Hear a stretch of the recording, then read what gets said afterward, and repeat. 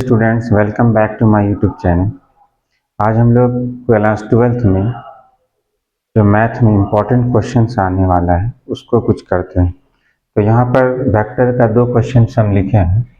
पहला है direction cosines of vector 2i cap minus J cap plus 3k cap. इसका मुझे डायरेक्शन कोसाइंस निकालना। ओके। सेकेंड है projection, find the projection of the vector on the vector B. ये A vector हो गया, ये वेक्टर बी पे question. तो पहले हम लोग डायरेक्शन कोसाइन निकालते हैं। तो डायरेक्शन कोसाइंस के लिए जो फॉर्मूला है वो याद रखिएगा। If A B and C are direction ratio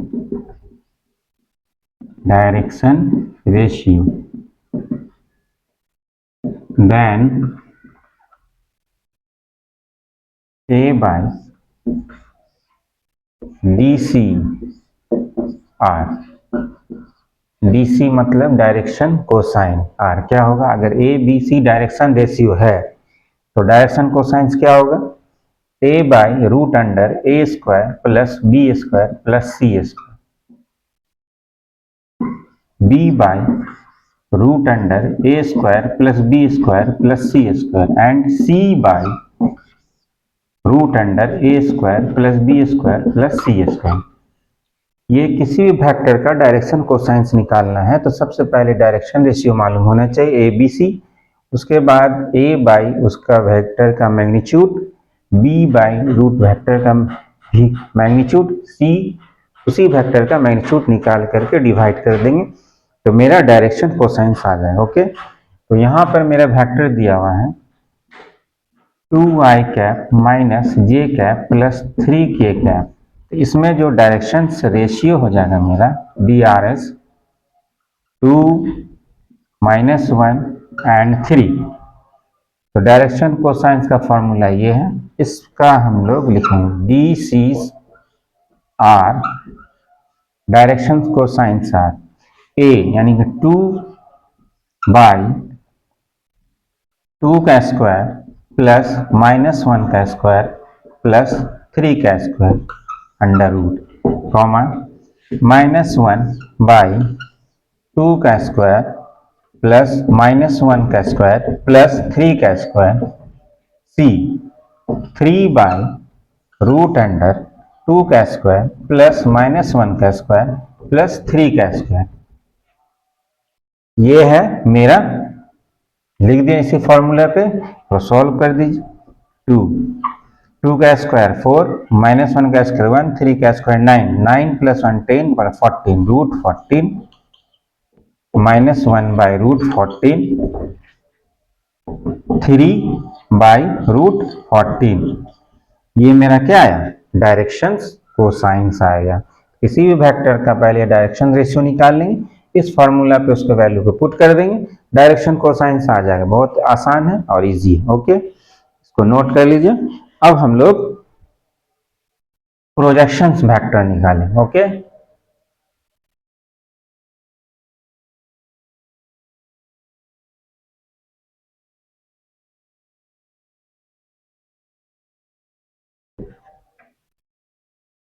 projections vector का भी फॉर्मूला है, ये भी याद रखिए। प्रोजेक्शंस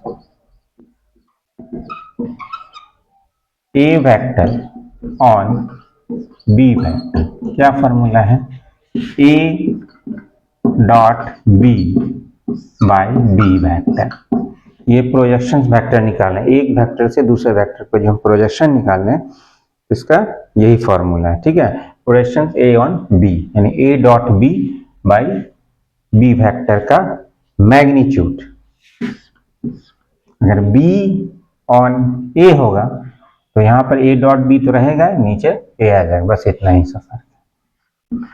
तो यहाँ पे मेरा जो क्वेश्चन है ये ए वेक्टर हो गया और ये मेरा बी वेक्टर हो गया। तो ए वेक्टर क्या है? I cap plus 3g cap plus 7 cap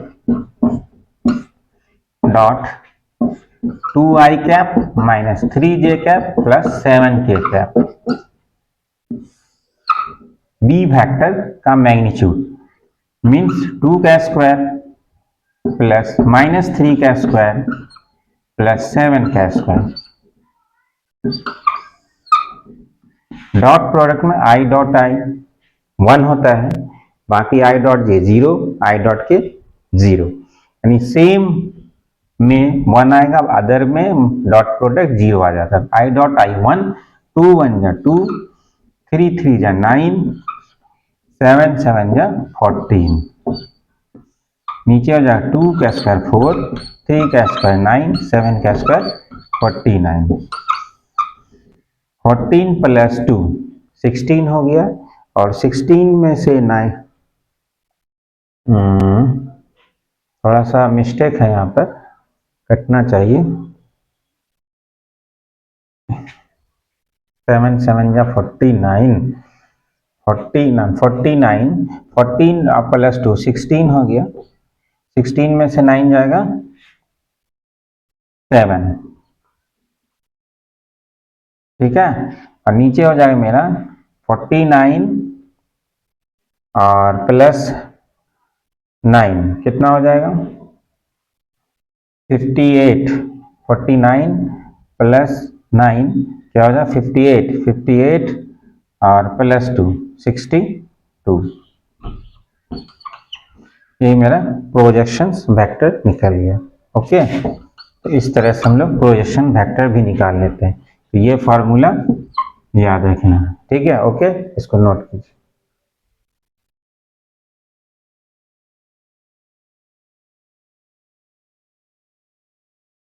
third question है, late A and B be two events of the sample space S of an experiment, then prove that 0 और 1 के बीच probability of A by B apply करता है, यानी कि P probability of A by B 0 और 1 के बीच में अप्लाई करता है। और यहाँ पर B जो है फाई नहीं, मतलब वो उसमें एम्प्टी सेट नहीं है, मतलब कुछ ना कुछ इवेंट होगा। फाई का मतलब होता है एम्प्टी, खाली, लेकिन यहाँ पे नहीं है, ये कुछ ना कुछ इसमें एलिमेंट होगा ही, ठीक है। इसको हमको ये प्रूफ करना है, ठीक है। तो कंडीशनल प्रोबेबिलिटी का एक फॉर्मूला होता है, यहाँ पर हम लोग सॉल्व करते हैं by definition of P A bye B, probability of A B। इसका फॉर्मूला है probability of A intersection B by probability of A intersection B by probability of B। ये फॉर्मूला है, इस फॉर्मूला का हम लोग यहाँ पे यूज करेंगे, इसको 1 मान लेते हैं। ये कंडीशन प्रोबेबिलिटी का फॉर्मूला है, probability of A bye B equal to probability of A intersection B by probability of B। इस फॉर्मूला से हम लोग यूज करेंगे। यहाँ पर इसमें एक और चीज होता है कि ये जो है ऑल्सो A इंटरसेक्शन B, यानी A और B का इंटरसेक्शन B का सबसेट होता है, ठीक है। B का ये सबसेट होता है, क्योंकि B में कोई ना कोई एलिमेंट होता है, कुछ एम्प्टी सेट नहीं है। तो A और B का जो इंटरसेक्शन करेंगे तो वो A इंटरसेक्शन B क्या होगा, B का सबसेट होगा, B का सबसेट होगा, याद रखिएगा। तो अगर हम इसका प्रोबेबिलिटी निकालते हैं, probability of A intersection B, तो ये क्या होगा, प्रोबेबिलिटी ऑफ B का प्रोबेबिलिटी ऑफ B से या तो बराबर होगा या उससे छोटा होगा। अगर हम इन दोनों का प्रोबेबिलिटी निकालेंगे तो ये तो प्रोबेबिलिटी से इंटरसेक्शन या तो छोटा हो जाएगा या फिर दोनों बराबर, बड़ा कभी भी नहीं हो सकता, लेस देन या फिर इक्वल होगा। ओके, अब क्या करेंगे, इसमें हम प्रोबेबिलिटी ऑफ B से दोनों तरफ डिवाइड कर देते हैं।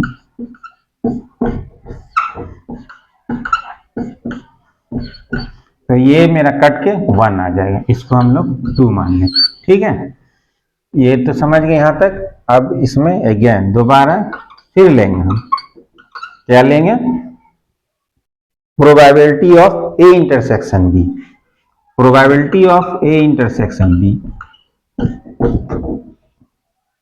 ये मेरा 0 से बड़ा होगा या 0 हो सकता है। A इंटरसेक्शन B का जो हम प्रोबेबिलिटी लेंगे तो वो मेरा 0 से बड़ा हो सकता है या फिर 0 के इक्वल हो सकता है, ठीक है, इसके अलावा कुछ नहीं, इसके अकॉर्डिंगली हम चल रहे हैं। ठीक है, तो यहाँ पर ये भी हो सकता है कि 0 से ये बड़ा हो सकता है या फिर 0 के बराबर, क्योंकि बी में मेरा जो है एम्प्टी सेट नहीं है। ठीक है, इसलिए इसमें भी हम लोग प्रोबेबिलिटी ऑफ बी से दोनों तरफ डिवाइड कर देते हैं।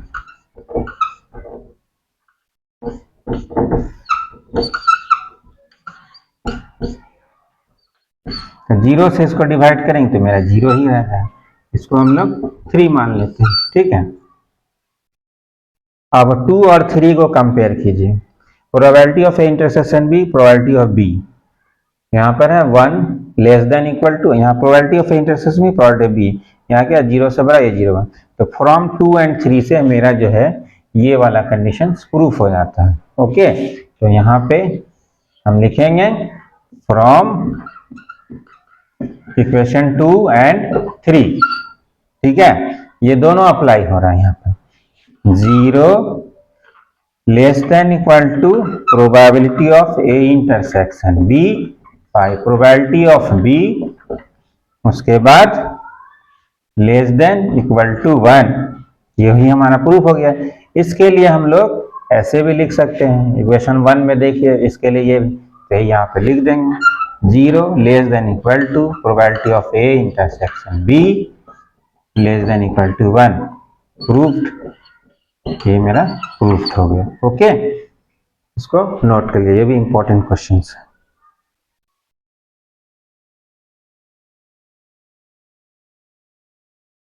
नेक्स्ट क्वेश्चन है इनवर्स ट्रिग्नोमेट्री फंक्शन है, इससे पहले प्रोबेबिलिटी से था। y is equal to cot inverse root cos x minus tan inverse root cos x, ये हमको दिया y के वैल्यू। इसमें प्रूफ करना है sine y is equal to tan square x by 2, इसको प्रूफ करके लाना है। तो इनवर्स ट्रिग्नोमेट्री फंक्शंस में हमको प्रॉपर्टी सब याद रखना बहुत जरूरी है, तो यहाँ पर हम लोग प्रॉपर्टी यूज करेंगे। ओके, चलिए सॉल्व करते हैं। y equal to cot inverse के लिए हम लोग लिख सकते हैं pi by 2 minus tan inverse root under cos x, ये minus tan inverse root under cos x, pi by 2 minus और माइनस ऐड हो जाएगा minus 2 tan inverse root cos x. Okay, फिर पाई बाई 2 माइनस, फिर इसका ही formula 2 tan inverse x का formula है, 2 टेन इनवर्स का फॉर्मूला है ये cos inverse 1 minus x square, 1 minus x square, यानी एक्स की जगह रूट कॉस एक्स का square by 1 plus root cos x का स्क्वायर, ये फॉर्मूला है।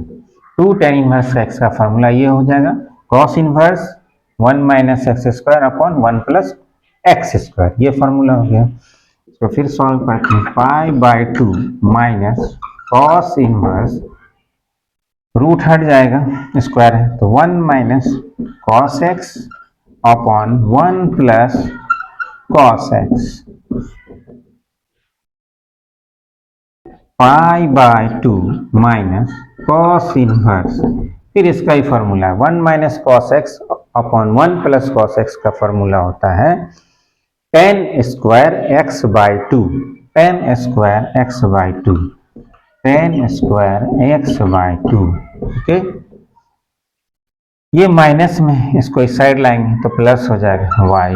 ओके, y को इस साइड भेज देते हैं, y माइनस में आ जाएगा, तो cos inverse tan square x by 2 is equal to pi by 2 minus y.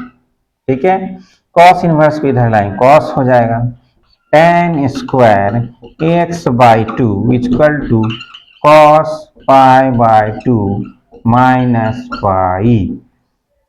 तो cos pi by 2 minus y क्या होता है, साइन वाई होता है, और यही मेरा प्रूफ हो गया, यही हमको लाना था। Hence tan square x by 2 is equal to sine Y.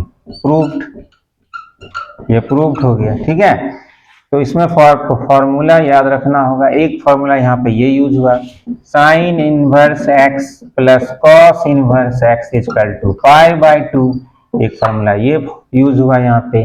दूसरा फॉर्मूला हुआ 2 tan inverse x is equal to 1 माइ cos inverse 1 minus x square upon 1 plus x square.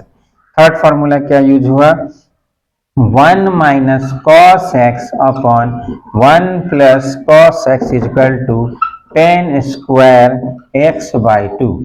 1 minus cos x होता है 2 sine square x by 2, 1 plus cos x होता है 2 cos square x by 2, 2 cancel हो जाएगा, sign by cos 10 हो जाएगा। Okay, और नेक्स्ट लास्ट फॉर्मूला यूज हुआ, sine y is equal to cos pi by 2 minus 1। ये 4 फॉर्मूला यूज हुआ। ओके, चलिए इसको नोट कर लो।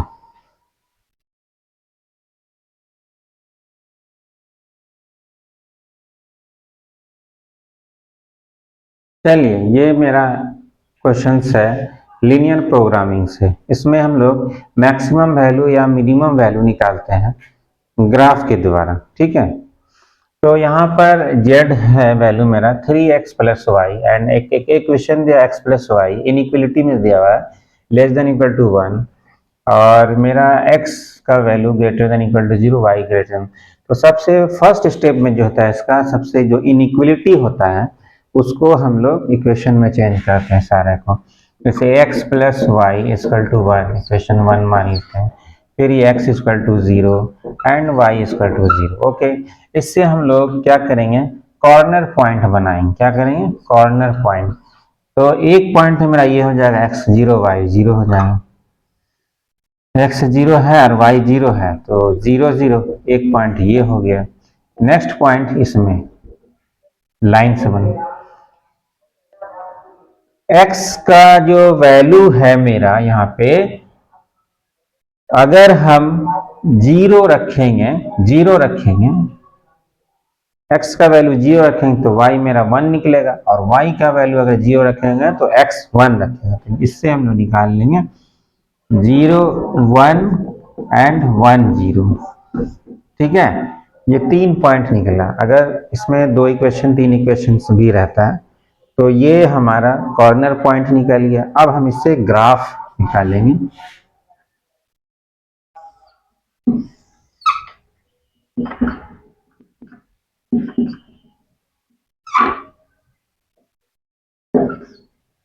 ये जो मेरा है ओरिजिन है, तो यहाँ पर पॉइंट 0 0 हो जाएगा, एक पॉइंट तो मैं निकल गया, फिर एक पॉइंट यहाँ आएगा 0 1 और 1 0, तो 1 0 एक 1 0, यहाँ पर 1 0, इसमें ले लेंगे हम लोग 0 1।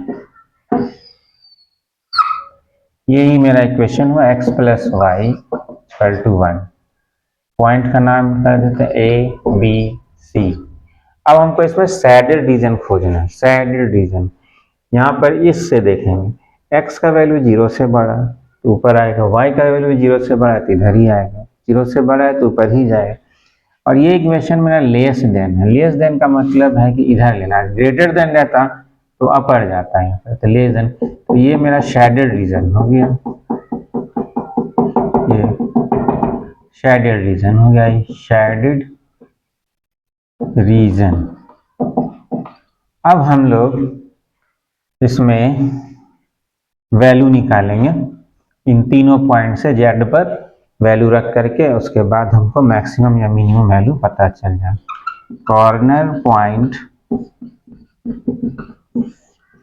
z is equal to 3x plus 4y। एक हो गया मेरा 0 0, दूसरा हो गया 0 1, तीसरा हो गया 1 0। यही तीनों कॉर्नर पॉइंट इसमें रखेंगे 0 0 तो ये 0 आ जाएगा। ये दोनों पॉइंट इसमें रखेंगे, 0 1 रखेंगे तो ये 0 हो जाएगा, ये 4 हो जाएगा। 1 0 रखेंगे तो ये 3 हो जाएगा, ये 4 हो जाएगा।